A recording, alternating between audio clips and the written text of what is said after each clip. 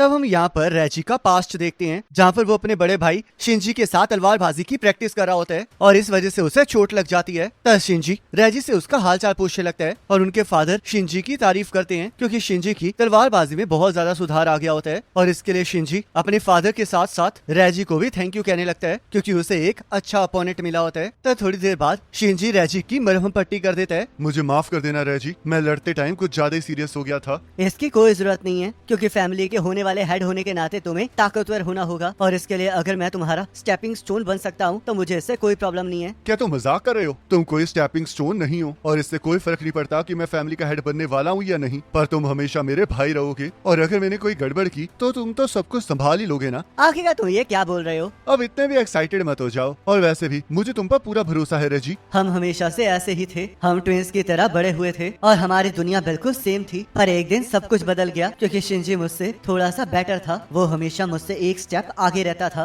तो इसलिए मैं उसकी इज्जत करता था और उसके नक्शे कदम पर चला करता था। पर एक दिन मुझे एहसास हुआ कि मैं उसकी शैडो बनने के लिए ही पैदा हुआ हूँ, जिस वजह से मैंने उसका पीछा करना छोड़ दिया और मेरे लिए यही अच्छा था। तब वो रात आई जब फादर ने शिंजी को बताया कि the right of the sword start होने वाला है और वो हमारी किरिहारा रियू स्वॉर्ड आर्ट का फाइनल टेस्ट था और अगर आप उसे क्लियर कर लेते हैं तो आपको किरिहारा फैमिली का नया हेड भी बना दिया जाता है। हमारे घर के पीछे विंड होलो नाम की एक केव थी जिसकी गहराई में एक स्वॉर्ड थी जिसे हमारी फैमिली बहुत जनरेशन से प्रोटेक्ट कर रही थी और उसका नाम हेल टेम्पेस्ट था। बहुत टाइम पहले उस स्वॉर्ड को एक मोनोनोके ने पोजेस कर लिया था और जो हमारा फाइनल टेस्ट था उसमें हमें उस स्वॉर्ड के अंदर की स्पिरिट पर जीत हासिल करनी होती थी और तलवार को रिकवर करके वापस बाहर लाना होता था। हमने एक बार बचपन में इस टेस्ट को देखा था और चाहे हम ये देख नहीं सकते थे कि वापस चल क्या रहा है, पर फिर भी हमें फील हो रहा था कि वो तलवार की पावर कितनी खतरनाक है और ऊपर से उस तलवार के अंदर सीड मोनोनोके की पावर हर साल बढ़ती रहती थी। तब मेरे भाई की उस केव के अंदर जाने की बारी आई और उसने कहा कि वो बहुत जल्द उस स्पिरिट को हराकर बाहर आ जाएगा और वो सच भी हुआ क्योंकि शिंजी बहुत जल्दी वापस आ गया, पर आते ही उसने सभी लोगों को मारना स्टार्ट कर दिया। तो यार शिंजी अपने फादर के साथ लड़ रहा होता है और उसके फादर रैजी को वहाँ से भागने के लिए कहते हैं क्योंकि वो शिंजी के साथ लड़ने के काबिल नहीं होता।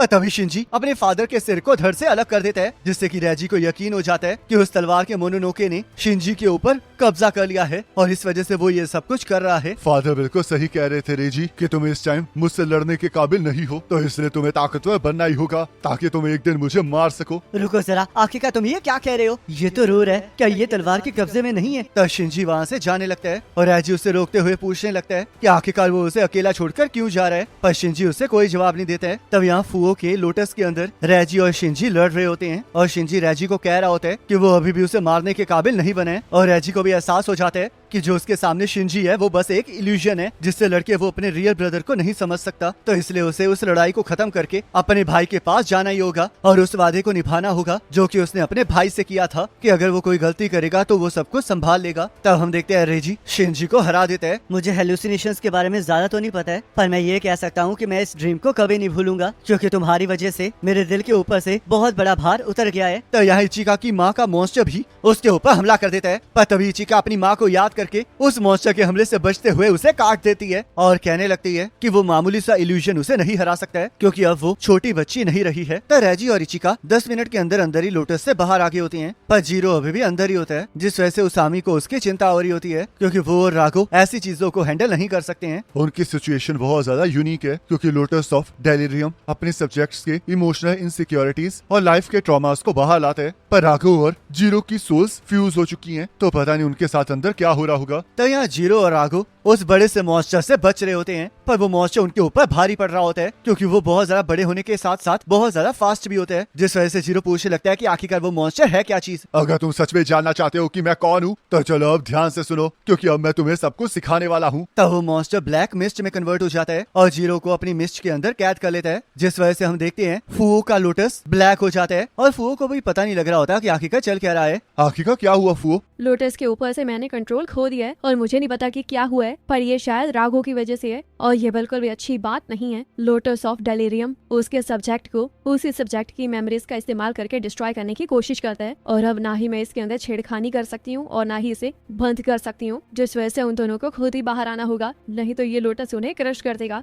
जीरो और राघो एक अलग जगह पर पहुंच गए होते हैं जिसके बारे में उन्हें कुछ समझ नहीं आ रहा होता, पर तभी उन्हें वो डेथ ऑब्सीडियन दिखाई देता है जिसने राघो को कैद किया हुआ था, और वो डेथ ऑब्सीडियन जमीन के ऊपर होता है, जिस वजह से उन्हें कुछ समझ नहीं आ रहा होता। तब उन्हें एक लड़के की आवाज आती है जो कि वहाँ के टेम्पल में उनकी अच्छी फसलें और अपनी मॉम की अच्छी सेहत के लिए थैंक यू कह रहा होता है, और वो जिसके सामने प्रार्थना कर रहा होता है वो और कोई नहीं बल्कि राघो होता है, जिस वजह से जीरो और राघो हैरान हो जाते हैं। अपनी बकवास बंद करो बच्चे। जीरो बे, तुम रोज यहाँ पर बार बार आके बोर नहीं होते? मास्टर राघो, आज आपने काफी टाइम बाद अपने दर्शन दिए हैं, मैं तो सच में धन्य हो गया। अपनी बकवास करना बंद करो, मुझे इससे इरिटेशन होती है। और वैसे भी तुम्हारी क्रॉप इस वजह से अच्छी हुई है क्योंकि वेदर की कंडीशन अच्छी थी और तुम्हारी माँ भी इतनी ज्यादा बीमार नहीं थी, तो इसलिए इसमें मेरा कोई लेना देना नहीं है। आप मेरी बात को नहीं समझ रहे हैं। दूसरे विलेजेस में डीमंस और मोनोनोकेस इनोसेंट्स को मारकर उनके खेतों को डिस्ट्रॉय कर रहे हैं, पर वो हमारे विलेज में बिल्कुल भी नहीं आते हैं क्योंकि आप हमें प्रोटेक्ट करते हैं। मैं किसी को भी प्रोटेक्ट नहीं कर रहा हूँ, बल्कि मुझे ये जगह पसंद है और बाकी मोनोनोकेस को मुझसे डर लगता है,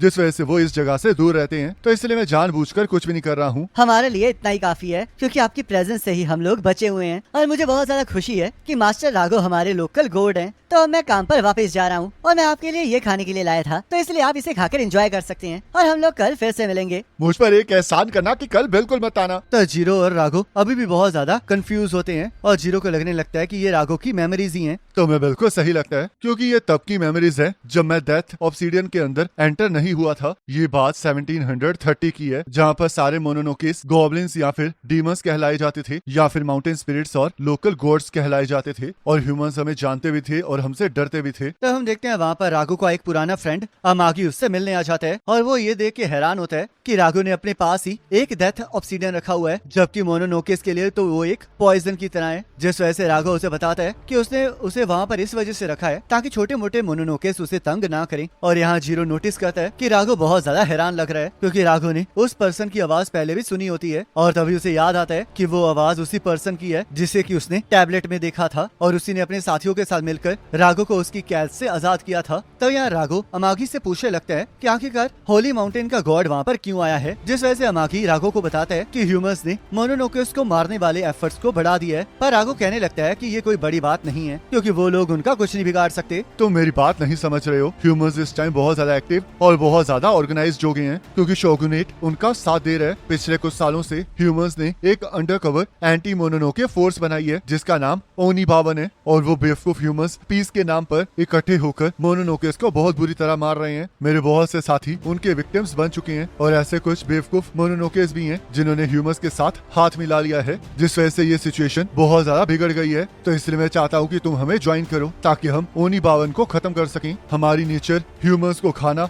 रिवर्स में फ्लड लाना और माउंटेन्स को बर्न करना है, जिससे कि ह्यूमंस हमसे डरते हैं और हमारी पूजा करते हैं। पर अब ह्यूमंस इस चीज को बदलने की कोशिश कर रहे हैं और मैं ऐसा नहीं होने दे सकता, तो इसलिए मैं हर जगह पर जाकर उन मोनोनोकेस को ढूंढ रहा हूँ जो मेरे साथ खड़े हो सके। तो इसलिए मैं चाहता हूँ कि तुम भी मेरा साथ दो। तो राघो इस चीज के लिए डायरेक्टली मना कर देते हैं क्योंकि उसे इस चीज से कोई मतलब नहीं होता है। तो अमागी के साथी कहने लगते हैं कि ये सारे मोनोनोकेस के लिए जरूरी है, तो इसलिए राघो को उनका साथ देना चाहिए, पर राघो को इससे कोई मतलब नहीं होता है, और वो कहने लगता है कि अगर ओनीबावन उसके लिए आएंगे तो वो उन्हें संभाल लेगा। राघो, मैं तुम्हारे लॉजिक को समझ रहा हूँ, पर जो हमने कहा है वो भी सच है। अगर तुम ह्यूमंस को ज्वाइन नहीं करोगे तो तुम्हें भी मार दिया जाएगा क्योंकि तुम्हारी पावर्स को इग्नोर नहीं किया जा सकता। तो इसलिए मैं कल फिर से आऊंगा और तुमसे पूछूंगा कि क्या तुम मोनोनोकेस को ज्वाइन करना चाहते हो या नहीं। तो इसलिए तुम तब तक अपना जवाब तैयार रखना। तो राघो अमागी को वापस आने से मना करता है और उसे इस बात का बिल्कुल भी एहसास नहीं होता है कि आखिरकार अमागी चाहता क्या है। तब हम देखते हैं अगले दिन अमागी फिर से वापस आ जाता है और उस गाँव की तारीफ करते हुए कहने लगता है कि वहाँ का लोकल फूड बहुत ज्यादा अच्छा है, जिस वजह से हम देखते हैं अमागी के हाथ में जीरो बे का सिर होता है, जिसे देखकर सभी लोग हैरान हो जाते हैं।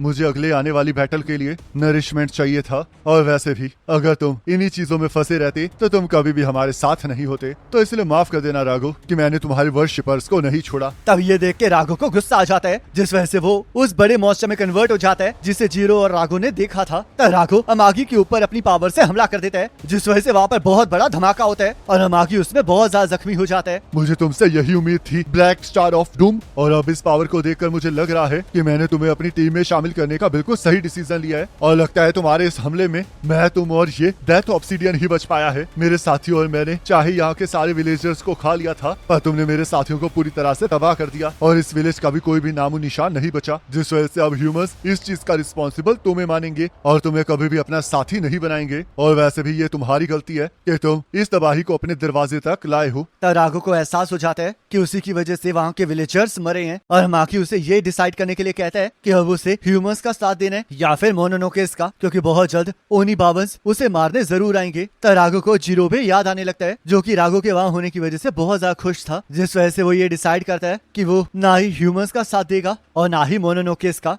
और अपनी गलती का पश्चाताप करने के लिए खुद को डेथ ऑब्सिडियन के अंदर कैद कर देता है और वो लोग सभी वापस इल्यूशन वाली दुनिया में आ जाते हैं। और इसी तरह मैंने खुद को सील कर दिया ताकि मैं अपने किए की रिस्पॉन्सिबिलिटी उठा सकूं। क्या तुम बकवास कर रहे हो? क्योंकि तुम तो बस उस चीज को छोड़कर भाग गए थे। जिसे सुनकर राघो हैरान हो जाता है और जीरो से पूछने लगता है कि क्या वो भी वहाँ पर है, जिस वजह से जीरो कहने लगता है कि क्या वो अभी भी नींद में है। मुझे तुम्हारे पुराने सेल्फ के बारे में तो नहीं पता है, पर मैं अभी कह सकता हूँ कि तुम अभी तो अकेले नहीं हो और ये चॉइस तुमने खुद की है, क्योंकि तुम ही ने मुझे बचाया है। और क्या तुमने सच में मुझे बचाते हुए ये सोचा था कि इससे तुम ह्यूमंस या फिर मोनोनोकेस के दोस्त या फिर दुश्मन बनोगे? तुम्हारी बातें सुनकर मुझे एहसास हो रहा है कि ये सब कुछ कितना ज्यादा बेवकूफी भरा था। आखिरकार तुम्हारा इससे क्या मतलब था? जैसे कि मैंने हमेशा कहा है कि मैं किसी की भी साइड नहीं लूंगा, पर फिर भी देखो मैं एक लड़के के साथ फ्यूज हो गया हूँ। तब हम देखते हैं जो इल्यूशन वाला राघो होता है वो इस चीज को एक्सेप्ट करने के लिए बिल्कुल भी तैयार नहीं होता, क्योंकि वो अकेला रहना चाह रहा होता है और इसलिए वो जीरो को मारने के लिए भी तैयार होता है। पर जीरो कहने लगता है कि उसके मरने का कोई इरादा नहीं है, जिस पर राघो भी एग्री करते हैं और वो दोनों मिलके उस इल्यूशन वाले राघो के साथ लड़ने के लिए तैयार हो जाते हैं। तब फुओ लोटस के ऊपर कब्जा करने की कोशिश कर रही होती है, पर उसकी इस कोशिश का कोई फायदा नहीं हो रहा होता और तभी शिवा देखता है कि वो लोटस टूटने वाला है, जिस वजह से वो सभी को पीछे हटने के लिए कहता है और हम देखते हैं उस लोटस के टूटते ही एक बड़ा सा हाथ बाहर आ जाता है, जिसे देखकर सभी लोग हैरान हो जाते हैं और हम देखते हैं जीरो और राघो बाहर आगे होते हैं। तो इचिका और रेजी जीरो का हाल चाल पूछने आ जाते हैं और जीरो इस बात से बिल्कुल भी खुश नहीं होता कि वो लास्ट आया है। चलो अब ये तो पता चल गया कि हमारा ट्रेनिंग पार्ट सक्सेसफुल हो गया है, और अब ये देखना बाकी है कि ये एक ऑर्डिनरी सक्सेस है या फिर मेजर सक्सेस, और ये इस चीज पर डिपेंड करता है कि जीरो और राघो ने क्या देखा है। तो थोड़ी देर बाद जीरो उन सभी को सारी बात बता देता है, जिस वजह से शिवा को एहसास हो जाता है कि ये एक मेजर सक्सेस है, क्योंकि उन्हें पता लग चुका है कि अमागी नाम का मोनोनोके उनके दुश्मनों का लीडर है। तो उसामी इसके बारे में हायर अप्स को बताने की बात करने लगती है, पर शिवा इसके लिए मना कर देता है क्योंकि वो इस इंफॉर्मेशन का फायदा उठा सकते हैं, और इसी वजह से शिवा SOD1 की लीडर टोको को फोन करने लगता है। और इसी के साथ ये एपिसोड खत्म हो जाता है। अब नेक्स्ट एपिसोड का लिंक आपकी स्क्रीन पर आ रहा होगा, उस पर क्लिक करके अगले एपिसोड को देख सकते हो।